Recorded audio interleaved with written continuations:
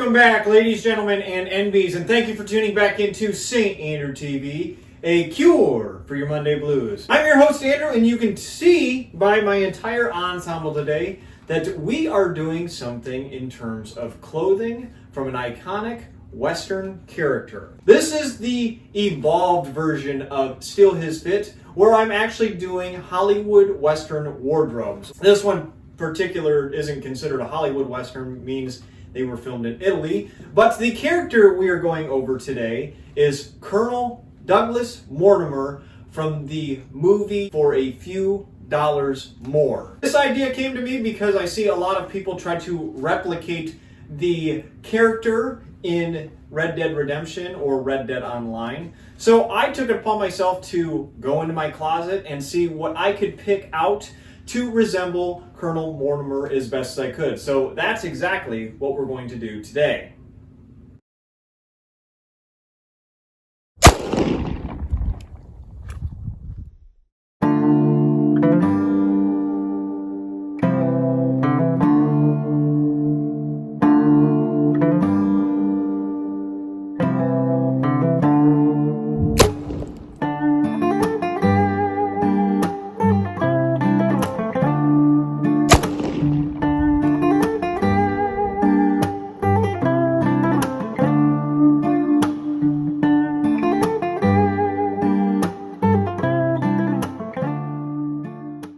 Now this is going to go piece by piece like we did in the Steal His Fit series. However, I'm going to try and match it with the character that Lee Van Cleef plays in A Few Dollars More. That means that we will start with the hat and work our way down until we get to the boots, and then we'll call it there. That's usually how it goes. Now for the hat, it is a 10X beaver fur felt hat in the color black, and it comes with a 4.5-inch telescopic crown and a 4-inch brim. It also comes equipped with a 1-inch grow grain ribbon. The only difference between my hat and the hat that is seen in the film For a Few Dollars More is Lee Van Cleef's character actually has a slight turn down brim. I am personally not going to bend the brim of this hat. It means it took me about 45 days to get it to where it is now and flattened out. But outside the curvature of the brim, it is the exact same hat. Next, we will go to the coat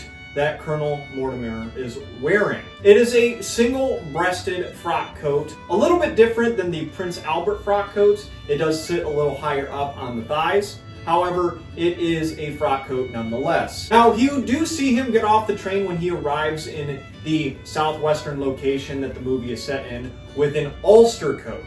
This is an ulster coat. It comes with sleeves and something sort of a cape. Now, this is not to be confused with an Inverness cape, which I actually originally thought it was until I did my research, but an Inverness cape does not come with sleeves, where an ulster coat does. Now we're going to move into the shirt, and there are some discrepancies with the shirt and its color. I saw the shirt could be perceived as maybe a very, very faint gray, or a worn down white shirt due to the conditions in the American Southwest. I went with white because that's what it appeared to look like. When a shirt gets sun-kissed and you're dealing with the elements of the American Southwest with dirt, dust devils, being in an unclean frontier town, I imagined with like the sweat and every piece of buildup that you get on the sleeves and everything, I imagine it to be more of a worn down white shirt, but he's still trying to maintain that level of elegance that he presents with his outfit during the film. Now the shirt you will need has a collar and it buttons down the full length. It is not an overthrow shirt.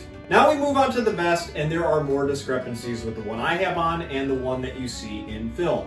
We had two different variations that we could go with that are in my closet. I have a double-breasted black vest, or I have a pattern that resembles one that you would see in the movie, so I actually went with the pattern because his look is one of class and being a little bit more distinguished than everyone else. However, his in the movie is double-breasted and it is very low cut. It's called a brocade vest. I do have the same paisley design that he has. I do believe his comes with a hint of silver in it if you look close enough. Mine is just black with black designs with just different materials so you can see the contrast. Now we go to the neckwear, and it appears that it is a cravat with an exceedingly large knot. I do believe it is a ruche knot, but along with this big beautiful cravat with the exceedingly large knot, it comes with a beautiful silver tie tack right on the knot itself to, like I said, really establish that he is a distinguished character in this film. Now the biggest discrepancy comes with the trousers. I must have scrolled through 50 to 60 pictures prior to the filming of this video, and I, for the life of me, could not tell if his pants were a different shade of black, wasn't a full suit, so to speak, or if it was a very, very dark burgundy. I could not tell. The other one I thought of, and this is probably the one that I think it is a dark brown, which would make a lot of sense because, of course, I don't have any brown in my closet in terms of leg wear. With that being said, any number of those colors will work as long as you keep them dark and a little bit more ambiguous to what the shade actually is. Now, we do have some historical issues with the pants that Colonel Mortimer wears in the movie, and that is the pants have belt loops, and actually he has a belt around his waist. Now, I'm not going to get too much into that. I've already addressed this on the channel of belt loops and belts. Belts did exist, so did belt loops in that time, but belt loops were predominantly used for baseball pants. Belt loops on traditional pants weren't very popular until about the 1920s.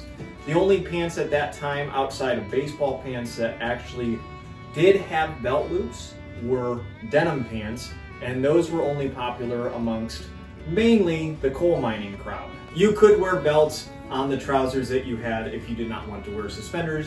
You just didn't have belt loops to hold the belt in place. And finally, we get to the boots.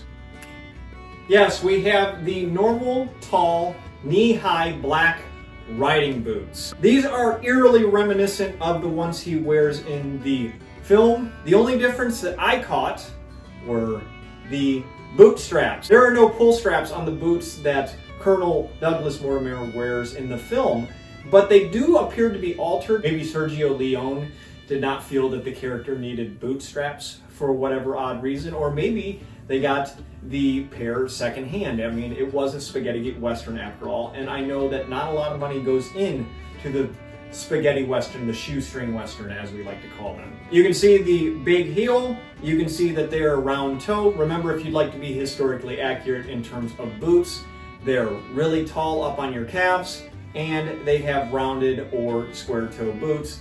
That's just a friendly reminder of people who would like to dress more historically accurate. I would also like to point out that in the movie he tucks his pants into his boots. It shows that you are traveling, I suppose. And for the accessories, of course, we have the black cross-strap gun belt. And if you want, you can add a beautiful gold pocket watch to really let the ensemble shine. Anyway, that concludes today's video and the evolution of Steal His Fit, which is now turned into Hollywood Western wardrobe. And today's focal point was Lee Van Cleef's portrayal of Colonel Douglas Mortimer in the movie For a Few Dollars More. Please leave a like if you've enjoyed today's video, or leave me a comment stating what you liked, or tell me which character I should build the wardrobe for next. I have a Patreon, it should be popping up at the bottom of my screen here, or it is linked down in the description. If you enjoy the content here on St. Andrew TV and would like to continue to support it, feel free to go donate to the Patreon, but only if your means allow you to do so. The content on YouTube will forever remain free, so feel no obligations. Thank you to everyone who has subscribed as of late, but for those of you who have come across this video or this channel, maybe because you like Old West content, maybe you just wanted to see what Colonel Mortimer was wearing when you saw the film For a Few Dollars More. Or maybe you just stopped by to see your old pal Andrew get all swagged out. Think about hitting that subscribe button, because you're a daisy if you do.